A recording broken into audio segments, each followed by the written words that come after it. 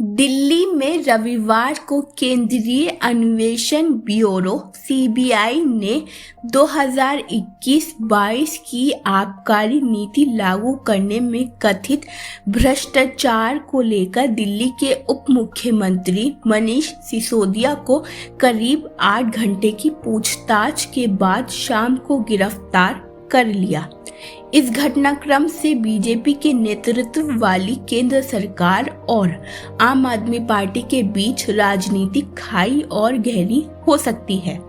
पिछले साल जून में दिल्ली के तत्कालीन स्वास्थ्य मंत्री सत्येंद्र जैन की गिरफ्तारी के बाद सिसोदिया दिल्ली सरकार के दूसरे मंत्री हैं जिनकी गिरफ्तारी हुई है। मनीष सिसोदिया को आबकारी नीति के विभिन्न पहलुओं पर लगभग 8 घंटे की पूछताछ के बाद गिरफ्तार किया गया।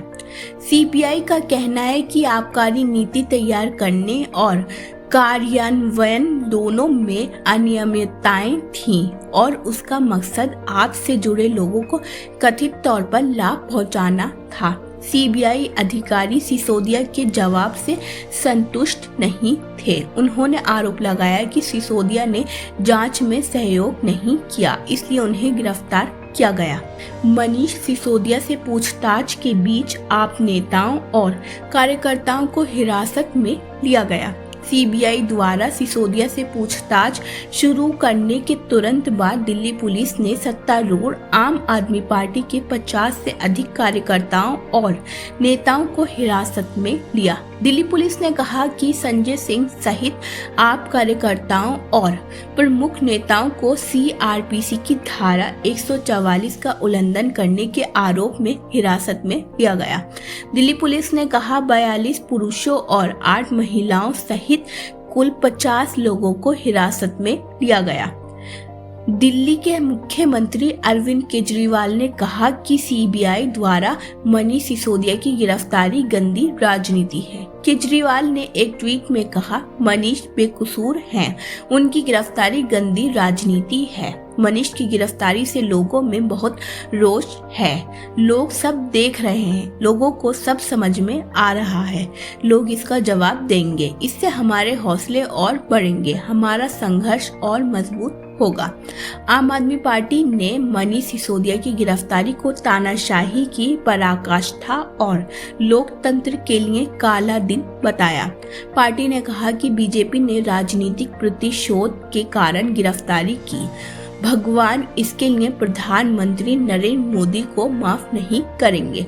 आपके सांसद संजय सिंह ने एक ट्वीट में कहा, सिसोदिया की गिरफ्तारी तानाशाही की इंतहा है। आपने एक नेक इंसान और सर्वश्रेष्ठ शिक्षा मंत्री को गिरफ्तार करके अच्छा नहीं किया। मोदी जी, भगवान भी आपको माफ नहीं करेगा। मोदी जी, एक दिन आपकी तानाशाही का अंत जरूर होगा।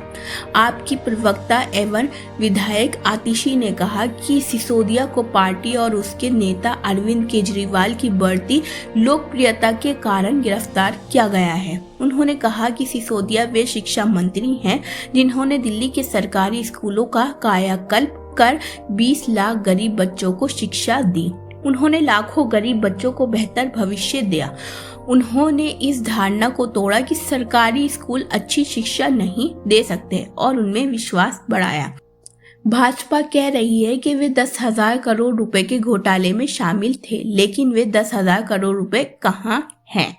भारतीय जनता पार्टी ने कहा कि दिल्ली के उप मुख्यमंत्री मनीष सिसोदिया या आम आदमी पार्टी के अन्य नेताओं ने शराब नीति में हुए संदिग्ध भ्रष्टाचार के सिलसिले में कभी सवालों का जवाब नहीं दिया।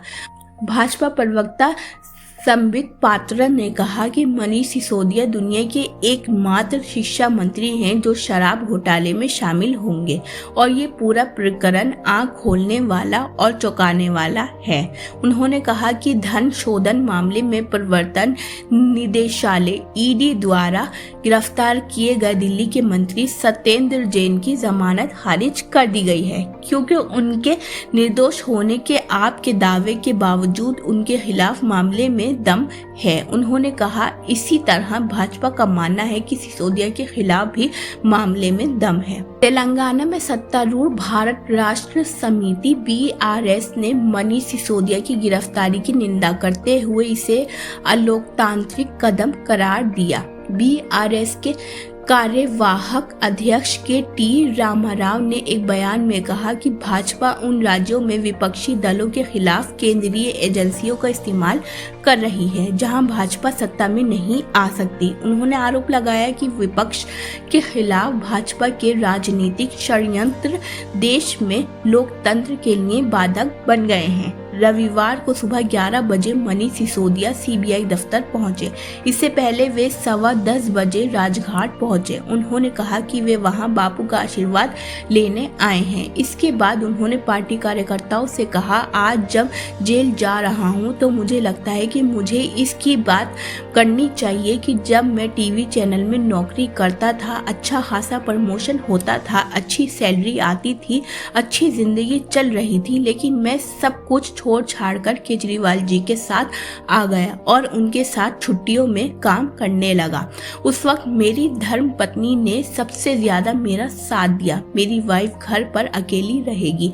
मेरा एक बेटा है जो यूनिवर्सिटी में पढ़ता है। आपको उनका ध्यान रखना है। झूठे आरोप में जेल जाना छोटी बात है। मैं बच्चों से कहना चाहता हूँ कि अगर आपके मनीष चाचा जी चले गए तो अभी छुट्टी होने वाली नहीं है।